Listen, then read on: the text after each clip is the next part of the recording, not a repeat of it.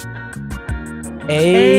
Ayo. Welcome to Benchwarmers, a WOSO podcast, episode 37. 37. Do we have a 37?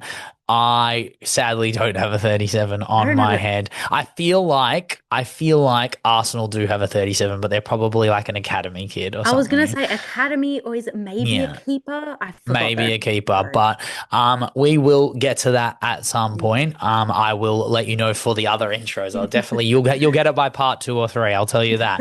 But we are just doing one topic, one segment, the one game that matters. I would argue the only game that matters in the calendar year, the European Cup for all you Luddites out there, the Champions League final for all you Gen Zers out there, the biggest game of the calendar, the two biggest teams in WOSO, Barca, Lyon playing in Norway, in Oslo. It's a huge game.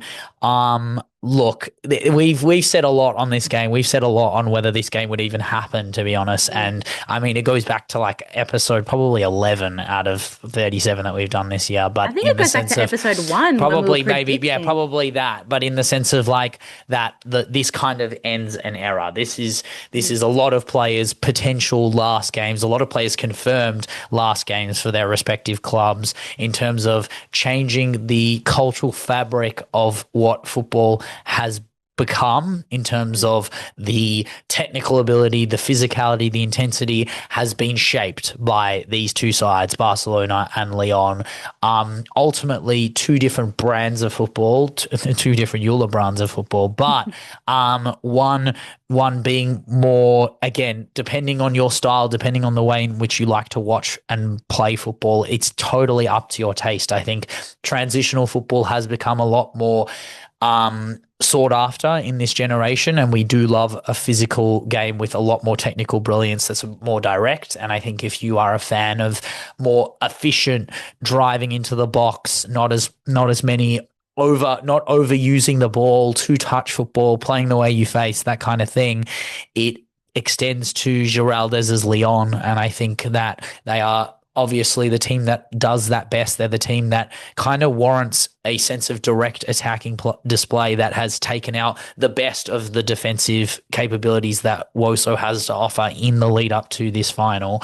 And I would say the antithesis for Barcelona in the sense of that their ability to retain the ball, the ability to create fast-paced, low percentage chance creation, but high percentage chances as a whole is just masterful. It's the ability to have a system that is totally guided by the brilliance of every single player in every single position is kind of spectacular in a way that I can only ascribe to Guardiola's Barcelona sides of yonder, the way our like parents and descendants of sport talk about Cruyff ball. Like, this is an era of football that, like, I just feel like these two are so good, and we may never see anything like these two ever again.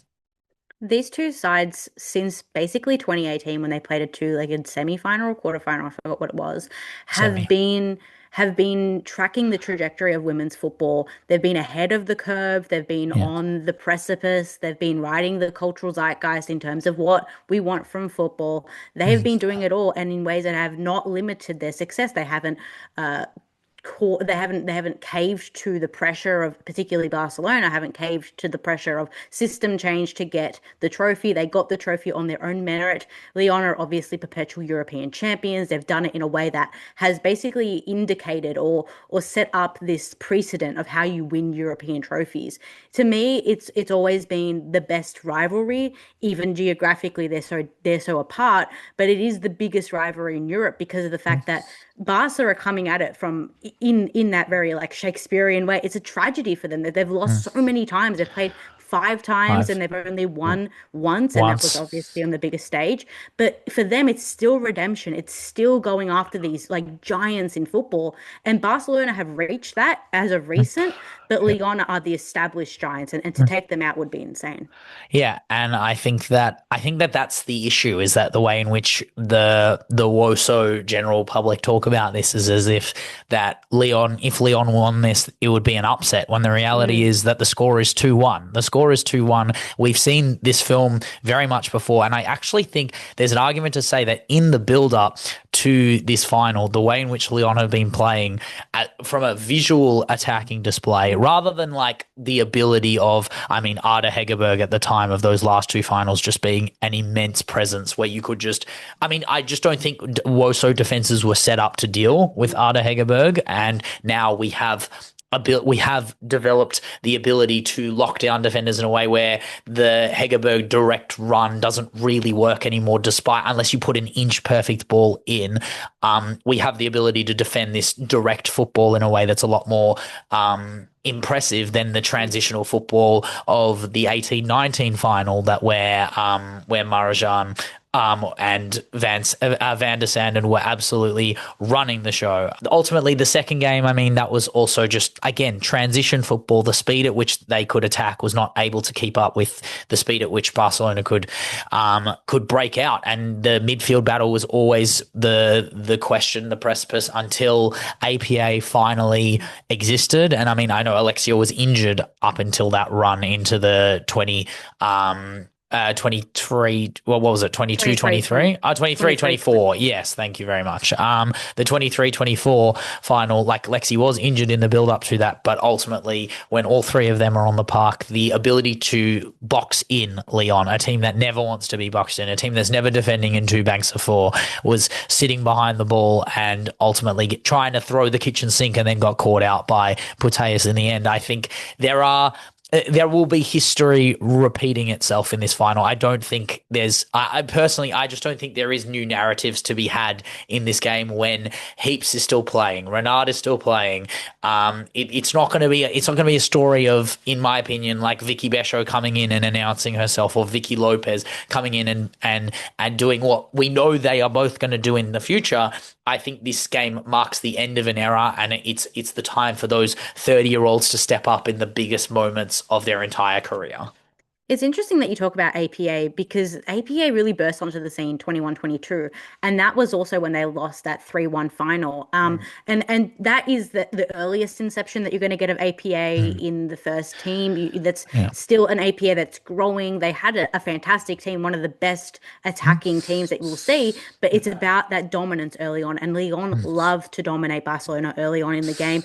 Even though they lost that 23-24 final, I still felt that Barcelona dominated the game, but Lyon dominated the moments up until basically like extra time where Alexia scored her goal. And so this game, added time.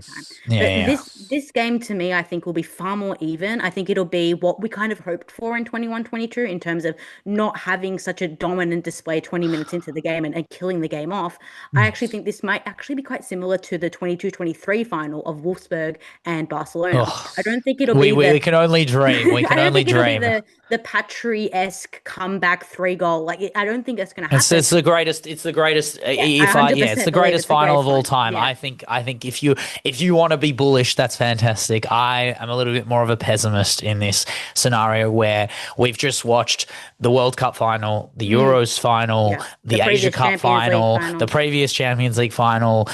The sport has tethered to one goal and sit and hold. And I'm kind of sad to say this, that as two dominant sides that never settle for one goal, there is a very real possibility that Lyon score early and try and attempt to weather the storm, because I know they haven't done that in finals, and ultimately they should not be doing that. You cannot weather the storm against Barcelona like Sociedad did earlier in the year, where that was a once in a season moment that happens. I think that's the once in a season. Don't try and hold a 1-0 in this game, and ultimately maybe that's where I can be a bit bullish in the sense of that I don't think there are going to be a lot of goals in this game, but I think there are going to be a lot of great moments, and I think there are going to be a lot of nearly moments. I think there is a player who has the right to redeem herself on the stage that hasn't really been a part of this rivalry per se for a very long time, and that person is Claudia Pina. I think she has some scores to settle after the last final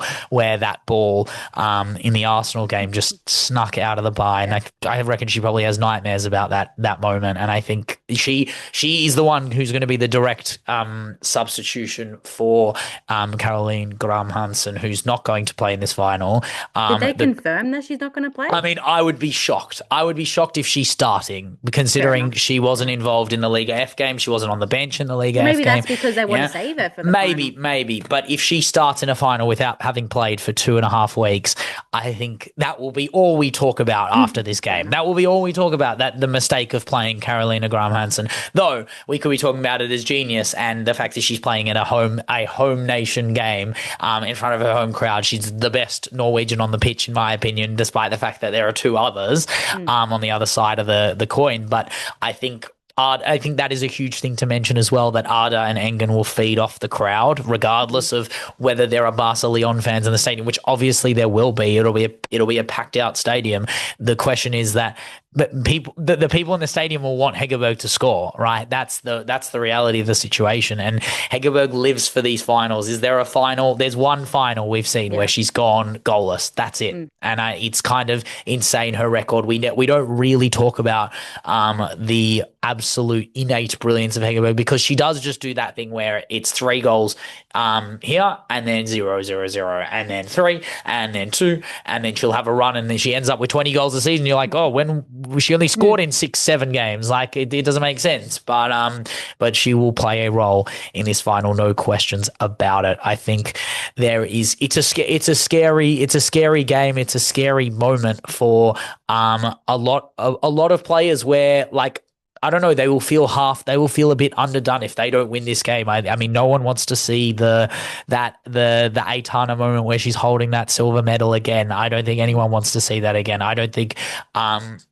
if this is Alexia's last game in a Barca shirt, I don't think anyone wants to see Lorena go out swinging or left looking even. Like if she gets locked up by the Heaps and the Egarola or the Lilia Harness, who was absolutely spectacular in the semi-final, I think, again, I don't see this as the game where these 19-year-olds dominate the game. I think this is the mature age recruits doing their thing. I think Ona Batier's last game for Barcelona, it's just insane how many players this game has a story for, and I think that's why I don't look at this I don't look at this like a football game. This is like Shakespearean. This is, as you said before, this is the Roman Catalan. This is the French Renaissance versus the Catalan tragedy. Like there is no happiness at the end of this game. Only like it'll be a moment where the full-time whistle goes, and I think everyone will just be like, "What just happened? What did we actually just see?" It's really interesting talking about the reaction and the consequence of this final in relation to both teams. Lyon are always going to build back. They could lose this game 6-0, and they might be into a final next year. They'll be one of the favourites, correct? It's the fact that their recycling and their rotation and their depth is not one of sympathy or trying to play into this ethos that Barcelona have. It's rather like, how do we win? And the objective of winning is always going to trump the niceties of keeping players and all that kind of stuff. 100%. Barcelona, on the other Ruthless. Barcelona, on the other hand, are a team that their style of football has just dominated so much so that they get to the final simply because of the attack, and the total football of it all is so exceptional in these tournament football But also games. They're still miserly in defence. I mean, they don't like chaos. They don't like chaos. They don't like when those lob through balls go through. But no one's breaking them down through the centre of the park like Irina and Maki. I mean, Bayern did last week. That's their biggest. Yeah, as we've talked about before, that was a team that was 4-1 up on aggregate. And no, but they were doing it from the start. They equalized in that game. Yes, they did, but it was very quick. It was very quick to react, and it was very quick to when you're 4-1 up. Once you're 4-1 up, 100%. They're in my opinion, they're still a lot behind. And we'll talk about that later about what it actually means to be behind the two Titans. But I mean, I've put down two teams above them, but hypothetically, they are so far below them from a metaphorical standpoint. But I guess we've covered respectively all the players that we think could be involved, and what it means for them. Do you have a prediction for me, Allegra? I'm gonna be bullish. I think it's gonna be 3-2. I think there's gonna be goals 3-2. in this 3-2 game. who? 3-2 to Barcelona, and I think that there's Okay. gonna be goals in this game, and I think we might see a super sub performance. From who? From who?